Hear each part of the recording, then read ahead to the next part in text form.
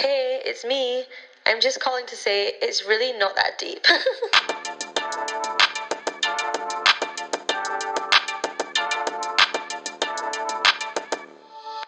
Hi, we are back for episode 4, I think, and I'm happy to report, well, I'm hoping there's video this week. Last week, not so much. If you missed it, basically I filmed the episode, I edited it all, I had to sync it with the audio, all fine, like full 45-minute chat. I felt really good about it. And then I went to upload to Spotify and I was like, oh, why is the screen black? And the video just did not exist, like literally gone. It wasn't even like a glitchy file or anything, it was just a blank screen. And to be honest, I did have like unedited raw video that I'd recorded, but I wasn't gonna sit for 2 hours and edit it again. The old me probably would have. I would have probably sat there and wasted all my time re-editing it. I would have been stressed out, I would have been moaning to everyone about it, and I probably would have spiraled and been such a drama queen. But now, I literally just sat there for a little minute, I had a rant about it, I was like, but that's so annoying, blah blah blah. I tried to fix it, didn't work. After a couple of minutes, I was like, cool, the audio's fine, we move, and that was it. There was no meltdown, there was no redo, no moment that I'd convinced myself that the world's gonna end if I didn't have this video. And to be honest, it's a podcast, you don't even need video, but I do like to have it for the YouTube and for socials if I want to use the clips. Obviously that's my job, so I always like to have the content.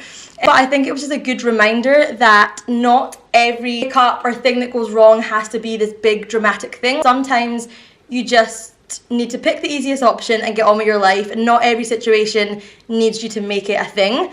And funny thing is that the episode went out, people still listened, still messaged me about it, there was no harm done. It made me think, how many times in the past have I created chaos in my life over something that didn't even matter that much? How many times have we all done that? Because if we're honest, most of the time we're not even mad about the actual problem, we're mad about inconvenience or the plans changing or the fact that we've decided it now ruins the thing that we were excited about. And I just don't give things that kind of power anymore. So last week was a tiny hiccup, and honestly it became a bit of a win. It's proof that you can choose peace over panic. It's proof that you can decide that good enough is actually good enough, and you can trust that people are still going to show up for you even if it's not perfect, wrapped up in a little bow like how you imagine. So yeah, let's just get into the episode. That just explains why there was no video last week, and all going well, there's going to be video this week, so I'm going to not make the same errors that I made when exporting the files. But yeah, last week's little tech fail actually ties in perfectly in what I want to chat about today, which is energy. Because honestly, at some point in your life you hit a stage where energy becomes actual currency, and you realize that you've been spending it like a teenager who just got their first paycheck, and there's no budget, there's no plan, you're just throwing it at every single thing that catches your eye. People, conversations, drama, random TikTok comments, the one person that you've not spoke to in years who suddenly pops up with their opinion on Facebook, and the news and things going on, and literally anything.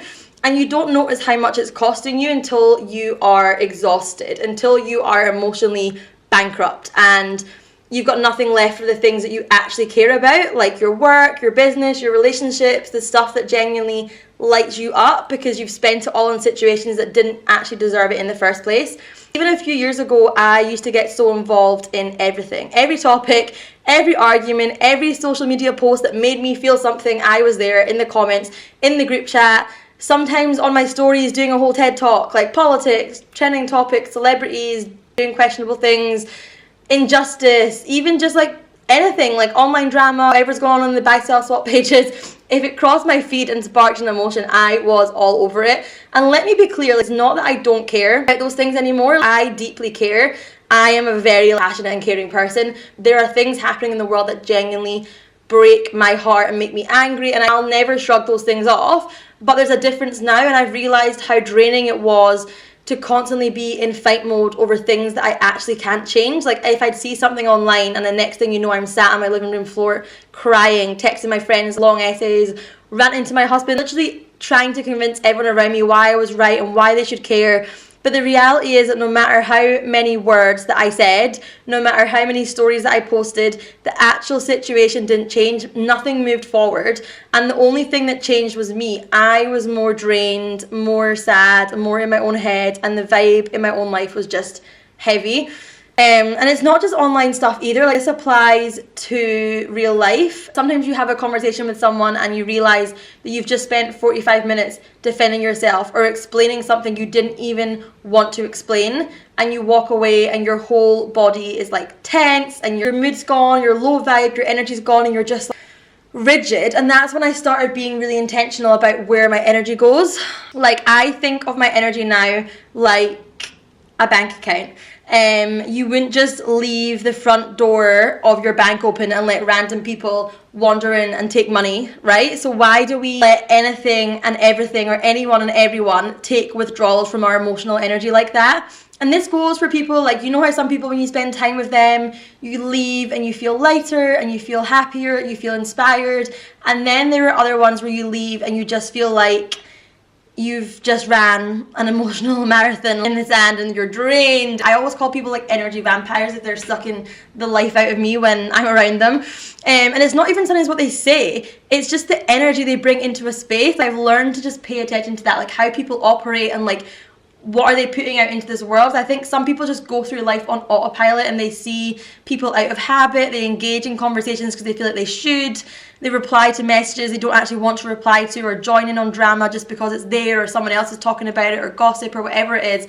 But if you stop and ask yourself, how do I feel after this? How do I actually feel after this conversation, this interaction? And the answer is drained or frustrated or flat, then that's your sign. And when you start noticing it, it changes everything. You start making small swaps, spending more time with people who light you up, saying no to conversations that will drain you. And that goes for arguments too. I used to think it was my job to change people's mind. Oh, you don't agree with me, that's no problem. I'll just explain it to you better and you'll understand it more, or you'll get it. And spoiler, you usually don't get it. Not because they're stupid or because they're uncaring or whatever, but just because people have already decided what they believe. And if they decided, usually they're coming into that conversation and they're not listening to you, they're just waiting for their turn to speak. These days, I'm happy to share my thoughts. I'm happy to have a back and forth with someone who's curious. I'm happy to even have my opinions challenged or challenge their opinions. I love that kind of stuff. But when it becomes like a tug of war, when someone's just trying to win, I'm out of that conversation. I don't need to win, okay? Like, take my opinion, leave it, twist it, whatever. I'm good either way. And honestly, when you stop trying to convince people of things that they've already made their mind up about, your life feels lighter. You stop carrying that invisible weight of needing to change everyone. And you realize that none of us actually know what's going on half the time anyway. We're all just filtering life through our own lens, shaped by our own experiences, which when you think about it, it's kind of freeing. If we're all just figuring it out as we go, then maybe the most powerful thing that you can do is choose where do you spend your energy. Protect that energy like it's gold, okay? Like, protect it like it's gold. I don't even remember where that exact shift happened for me. It's been a few years now that I've been gradually getting there, but somewhere along the way I just stopped caring about being right. I don't mean I don't have opinions anymore, or I walk around with like no backbone, or not, I'm afraid to say things. I actually have loads of opinions. If anyone knows me, they know. And I know what I stand for, and I know what my beliefs are, but there's a huge difference between sharing your truth and wasting your energy and trying to force someone else to adopt that truth. Because most time, what I've realized anyway, a lot of people aren't in a conversation to learn about something. They're not in a conversation to exchange information. I love being around people that know more than me, that I can learn from, and I'm not afraid to change my opinions at all. But some people are just there to defend what they already believe, and they're not thinking like, oh, I see this differently. They're thinking, let me gather my counterpoint so I can prove you wrong.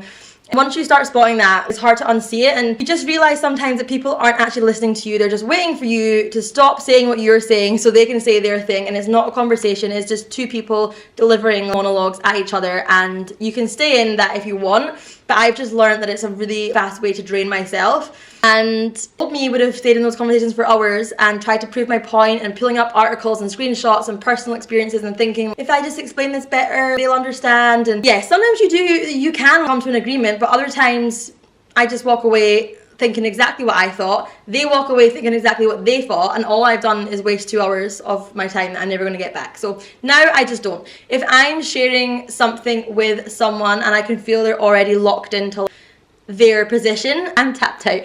You believe that, I believe this, life goes on, okay? And the thing is, none of us actually have the full picture anyway. We all walk around, we think that we know, and we think we have it all figured out, but everything that we know is literally just a combination of what we've already been exposed to, the experiences that we've had, the people that we've been around. It's all our own personal version of the truth. And everyone's life is shaped by different experiences and perspectives. So when you strip it back like that, it's kind of ridiculous to think that anyone can ever be completely right, to be honest. Who even decided what right is? If you were born in a different country, raised by different parents, exposed to different beliefs from the start, then you'd probably see the world completely differently. Your right's going to be different, and you'd think that that version of the truth was the right one. So you just have to be mindful of that, and that's what I've learned. And when you understand that, you realize that arguing to be right is more like an ego game. It's not about the truth, it's about wanting that validation. And the moment that you stop needing the validation, you're free. And the fun part is, you don't even need to tell anyone this or announce it. You just mentally decide, I'm done giving my energy to this, and you just shift your focus. You can smile, you can nod, you can change the subject, you can just end the conversation. The other person doesn't even know that you've set yourself free from it. But that's one of the most peaceful feelings ever. Not having to tie every conversation up, not having to make sure that the person understands my thoughts, or even thinking that I'm right, not even needing to have the last word. It's so freeing. And honestly, life is too short to be stuck in endless debates where you could be using that energy to build something or do something that actually matters and fills up your cup. So off the back of that, let's talk about the kind of conversations that I do want to have. Because that's the thing, I'm not anti-discussion. I actually love having conversations. I love deep, curious, open conversations where both people can share, disagree, challenge each other, and walk away feeling like they've both gained something. But those kind of conversations I found are rare. And I think that part of the reason why they're rare is because most people are scared to be wrong, or they think that being wrong means they lose some kind of imaginary status in the relationship. So instead of actually listening, they're just defending. For me, the conversations worth having are the ones where you're genuinely open to the idea that you might be wrong, or the other person's perspective might be worth adding to your own. And that's when it gets interesting. That's when you walk away thinking, I've never thought about it like that. Those conversations, they fill me up, they energize me. I leave them feeling curious, inspired, maybe even a little challenged in a good way. And when someone says something that just sticks in your brain all day and lets you questioning and thinking, like, that's gold. Like, that's what I want more of. But the flip side is that I've learned to spot the ones that aren't worth it, and it's something that you develop over time. When you first start protecting your energy, you don't always know the difference between a conversation that's going to fill you up or one that's going to drain you. But I think sometimes when you see someone and you're driving home and you feel completely drained, or you shut your laptop after a call, and you're in the worst mood, I feel like that's when you notice it. But now I try to catch it early. If I'm in a conversation where it starts to feel like I'm justifying my existence, or I'm explaining my choices or repeating myself, then I'm just like, no, that's not curiosity, that's someone who's trying to win. And like we said earlier, I just don't care about winning anymore. Start paying attention to your energy like you'd pay attention to your bank account. Do I have enough to give here? Is this a good investment? And just like with money, the answer sometimes has to be no. I think part of that growth and maturity is realizing that not every person or every situation needs your full energy. You can choose where it goes. That's not you being cold or selfish. That's you being responsible. And I used to feel guilty about that. If I didn't give my full attention to someone or engage in a conversation that they wanted to have, that I was being rude. But I actually just think it's the opposite. Rudeness is staying in a conversation where you have no interest in and pretending to care, and then resenting the other person afterwards. Like, these days, I'm honest with myself. I'm here for the conversation. If I'm here for the conversation, I'm all in it. If I'm not, I give myself permission to step away. Physically, mentally. I used to always feel like I had to explain myself, or if someone had a negative opinion of me, I'm like, oh, well, they don't understand this or they don't understand that, or I'd have to constantly over-explain my perspective or why I said that or blah blah blah to be liked and to be accepted. But now I'm just like, I don't actually care. I'm happy just to live my life in a way that's super intentional, and I know the energy that I put out. And if people don't get that, then that's not my responsibility to change their mind, you know. And people that love you, they don't take it personally.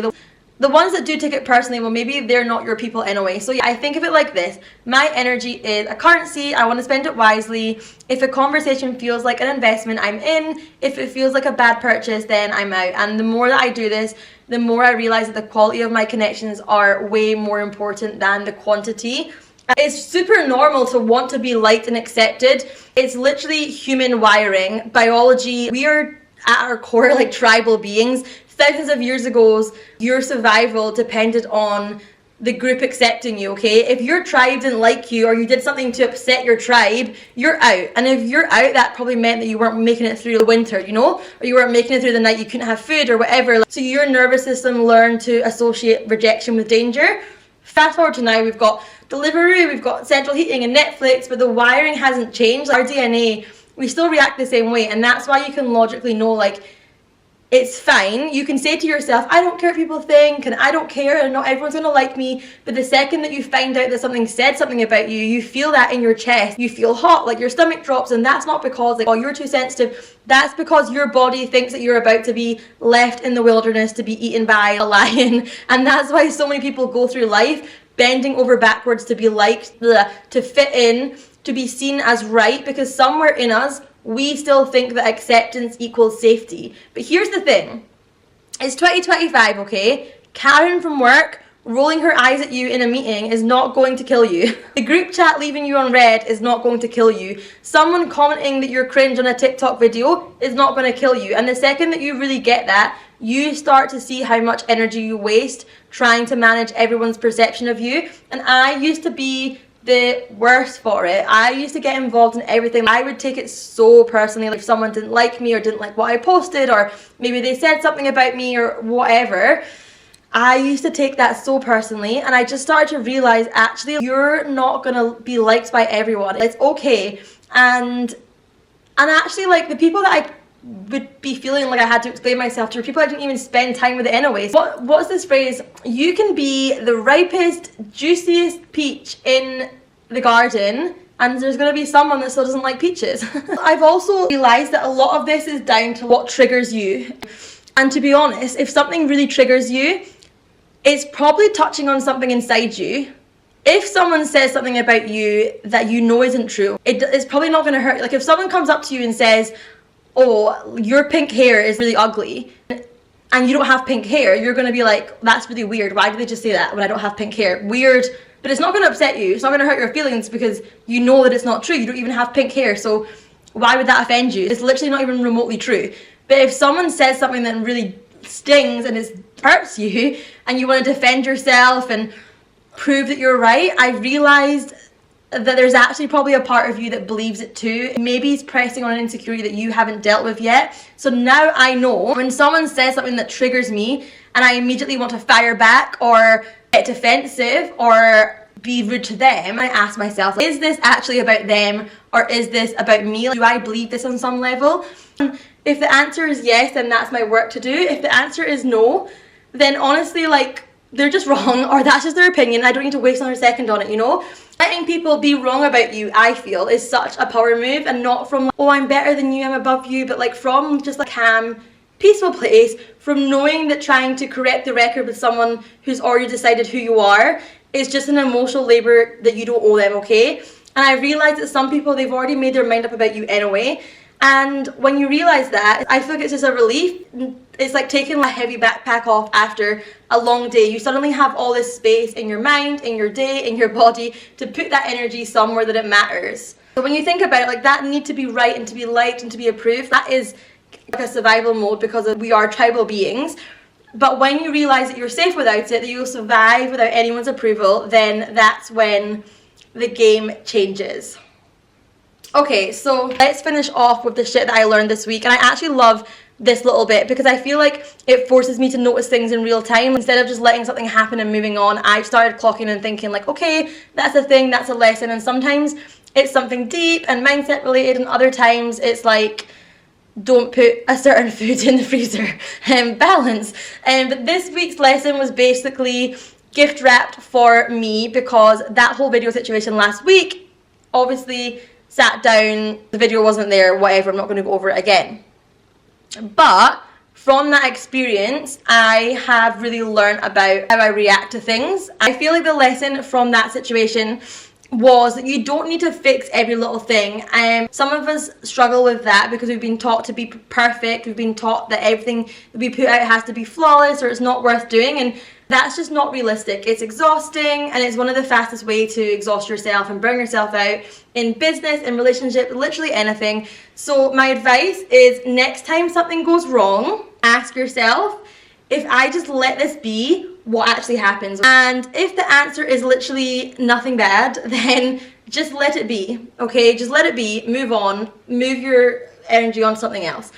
The second thing that I learned is just the more that you can let people have their version of a story without rushing in to correct it, the lighter that you're going to feel. You're going to have more space, more peace, and way more energy for things that matter. And the last thing that I want to share, and this has been a big one for me, is that people's opinions of you are just a reflection of their lens. They're not the truth. Nobody is right about you. Like, not even you are right about you, if you're being honest. Because who you are is constantly evolving. It's constantly changing. If someone knew me a year ago, well, they don't even know me because I change and evolve so much.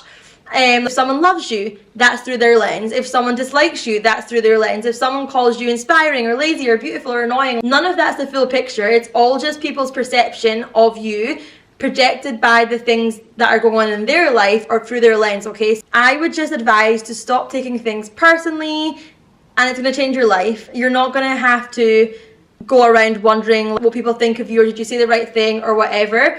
And if the opinion that someone gives me is useful and it's going to help me grow or evolve, then cool, I'll take it. If it's not, I'm going to let it slide right off. And if it stings, that's my sign to check in and say, do I believe this about myself? If yes, maybe I've got work to do. If no, then I'm not going to give it a second thought. And honestly, that's the theme of this whole episode, is protect your energy. It's your life savings. Spend it on things that grow you, that light you up, that actually matter, and stop making unnecessary withdrawals for people or problems that won't matter in a week's time. So yeah, that's what I've learned this week. And if you take anything from this, let it be that you don't need to attend every argument that you're invited to. You don't need to fix everyone's problems. You don't need to convince anyone to see things your way. You'll save yourself so much time, so much stress, and so much emotional energy, and you'll be shocked at how much more you can do with it when it's actually yours to use. Okay, I feel like we're gonna leave it there for today. It's probably a bit of a shorter episode, but I think it's important. I think it's an important reminder of just being mindful of what you're putting your energy into, and also what's your energy like as a person. Are you someone that's draining others? Are you someone that has a negative energy? You know, and like, we all go through seasons of our life. We're not going to be happy and upbeat all the time, but I feel like this episode has been a big reminder to myself, as much as it is for you, that protecting your energy isn't just about a cute little Pinterest quote. It's literally a skill that you have to learn, and you got to practice it every day until it's automatic. Because it's easy to say don't give your energy to things that drain you when you're feeling good, but it's in the little moments in life, like the tech fails or the hard times or the arguments or the things that go wrong that you want to reply to and defend yourself, and that's when you actually see if you've learned it. And if you're listening to this and you're realizing, okay, I give my energy away to everything, that's fine. It's awareness. That's the starting point. You don't need to flip a switch overnight. Just start noticing who and what leaves you feeling lighter, who and what leaves you feeling heavier, and also notice what energy you're putting out to things, and then start making tiny adjustments. And that's literally all I've done over the last few years, and now I feel like I can handle things, anything really, without it ruining my whole mood. Nothing really actually has the power to ruin my whole mood, to be honest, unless it's something actually really deeply sad and serious. But I'm telling you that once you get a taste of that level of peace, you will never go back.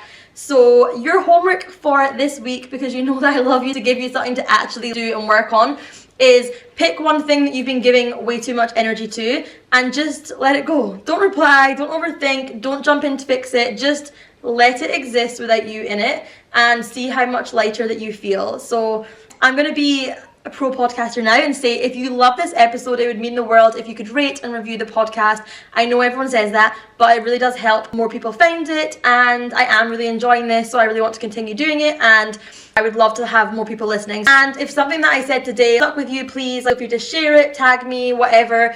And of course, if you want to go deeper into these conversations, you can listen to the other episodes of Not That Deep, because we're only just getting started. Okay, so I love you. I will see you next week. And remember, protect your energy, spend it wisely, and never ever waste it on proving yourself to people who have already made their mind up. Bye!